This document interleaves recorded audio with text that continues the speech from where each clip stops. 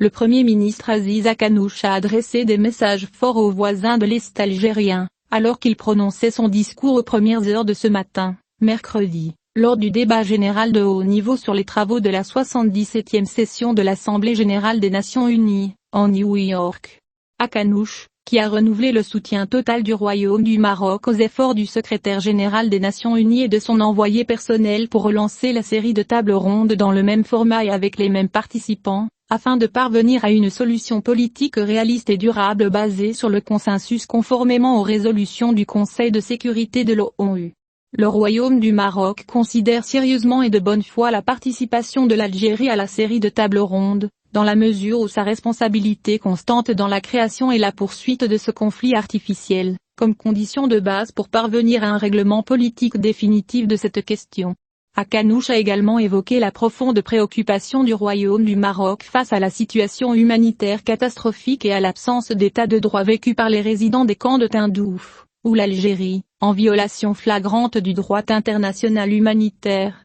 a délégué ses responsabilités pour cette partie du son territoire à des milices séparatistes armées étroitement liées et implantées par de dangereux réseaux terroristes au Sahel. Akanouche a demandé au Royaume du Maroc d'œuvrer auprès de la communauté internationale pour exhorter l'Algérie à répondre aux appels du Conseil de sécurité de l'ONU depuis 2011, afin de permettre au Haut-Commissariat aux réfugiés de dénombrer et d'enregistrer la population détenue dans les camps de Tindouf. Akanouche a également exprimé le renouvellement par le Royaume du Maroc de son engagement à trouver une solution politique définitive au conflit régional artificiel sur le Sahara marocain, sur la base de l'initiative marocaine d'autonomie, comme seule et unique solution à ce conflit, dans le cadre de l'intégrité territoriale et la souveraineté nationale du Royaume, notant que l'initiative marocaine sérieuse et réaliste, depuis son introduction en 2007, a été soutenue par le Conseil de sécurité et plus de 90 pays.